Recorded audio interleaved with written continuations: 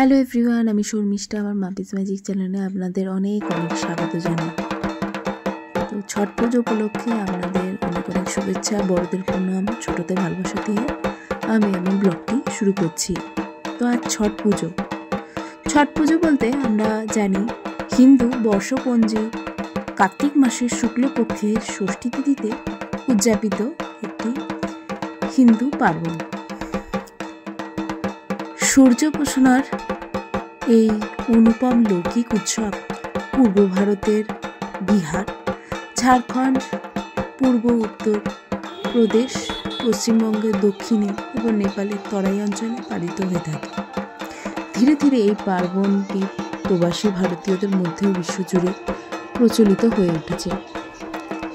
ছট পূজা সূর্য ও ষষ্ঠী দেবী মানে ছটি মাই প্রতি সমর্পিত হয়, যেখানে তাকে পৃথিবীতে জীবনের স্রোত বহাল রাখার জন্য ধন্যবাদ জ্ঞাপন ও আশীর্বাদ প্রদানের কামনা করা হয়। ছটে কোনো মূর্তি পূজা করা হয় না। ছট বা ছট ষষ্ঠীর নামে অপভ্রংশ। মূলত সূর্য ষষ্ঠী ব্রত হওয়ার দরুন একে ছট বলা হয়। এই পুজোর উৎপত্তি কখন হয়েছিল তার কোনো স্পষ্ট নির্দেশন পাওয়া যায় না, কিন্তু কিছু পৌরাণিক আখ্যানে ছট পূজার নীতি নিয়মের সঙ্গে মিল থাকা উৎসব দেখা যায়। ভারতীয় সভ্যতার সঙ্গে গ্রিক, রোমান, মিশরীয় ইত্যাদি সভ্যতা সমূহেও সূর্য মুখ্য দেবতা ছিলেন, যেভাবে উষাও ছিলেন বৈদিক দেবী। বেদে উল্লেখ থাকা মতে তিনি হলেন পূর্বের দেবী এবং অশ্বিনী কুমারদের মাতা। অগ্নি, সোম এবং ইন্দ্র ইত্যাদি দেবতা সকলের পরে তিনি হলেন অন্যতম উল্লেখযোগ্য বৈদিক দেবী। রাত্রি হল তার ভগিনী, যাকে হয়তো পরের সন্ধ্যা এবং ছায়ারূপে কল্পিত করা হয়। রামায়ণে উল্লেখ আছে রামের কুলদেবতা সূর্যের জন্য রাম এবং সীতাই পুজো করেছিলেন। মহাভারতে উল্লেখ আছে দ্রৌপদী ধর্মঋষির উপদেশ মতে সূর্যকে আরাধনা করে অক্ষয় পুত্র লাভ করেছিলেন। সঙ্গে মহাবীর কর্ণের কোমর পর্যন্ত জলে নেমে সূর্যের উপাসনার কথা উল্লেখ আছে। আজও ছট পুজো উদযাপন করা সকল মানুষকে কোমর পর্যন্ত জলে নেমে সূর্য বন্দনা করতে দেখা যায়। অন্য এক আখ্যান মতে পাণ্ডু ঋষি হত্যার পাপের প্রায়শ্চিত্তের জন্য পত্নী কুন্তীর সঙ্গে বনে থাকায় পুত্র প্রাপ্তির জন্য সরস্বতী নদীর পাড়ে সূর্য উপাসনা ব্রত করেছিলেন। পুরাণ মতে প্রথম মনু প্রিয়ব্রতের কোনো সন্তান ছিল না, তাই তার পিতা কাশ্যপ মুনি পুত্রেশ্বর যজ্ঞ করতে উপদেশ দেন। এর ফলে তার পত্নী মালিনী একটি মৃত পুত্র জন্ম দিয়েছিলেন। মৃত পুত্র দেখে তারা বিলাপ করতে থাকায় আকাশ থেকে এক দৈব কন্যা প্রকট হলেন। তিনি নিজেকে ব্রহ্মার মানুষ কন্যা বলে পরিচয় দিলেন এবং মৃত পুত্রকে স্পর্শ করার সঙ্গে সঙ্গে সে জীবিত হয়ে উঠল। এখনও উষা দেবী বা ছটি মায়ের মূর্তি কোলে কিছু থাকা অবস্থায় কল্পনা করা হয় এবং পুত্র প্রাপ্তির জন্য ব্রত উপাসনা করা হয়।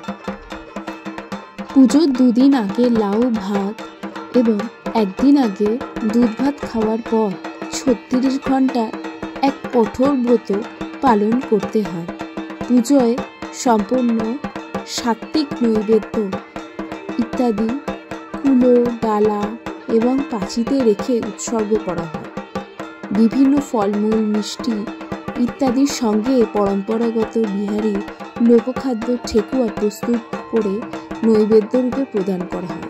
এই সময় নুন মশলা বর্জিত সম্পূর্ণ নিরামিষ খাদ্য গ্রহণ করা হয়।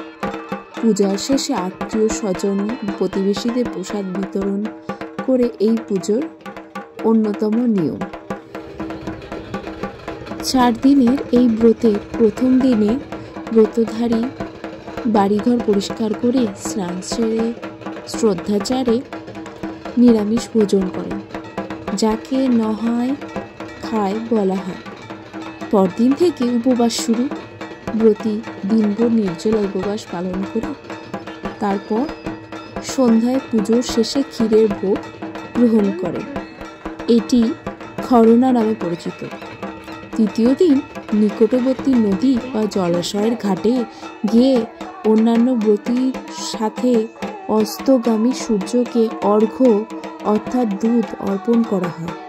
ব্রতের শেষ দিনে পুনরায় ঘাটে গিয়ে উদীয়মান সূর্যকে পবিত্র চিত্রে অর্ঘ্য প্রদান করার পর উপবাস ভঙ্গ করে পূজার প্রসাদ রূপে বাঁশ নির্মিত পাত্রে স্যুপ, গুড়, মিষ্টান্ন, ক্ষীর, ঠেকুয়া, নাড়ু, আখ, কলা, মিষ্টি, লেবু ইত্যাদি ফল জনসাধারণকে দেওয়া হয়ে থাকে।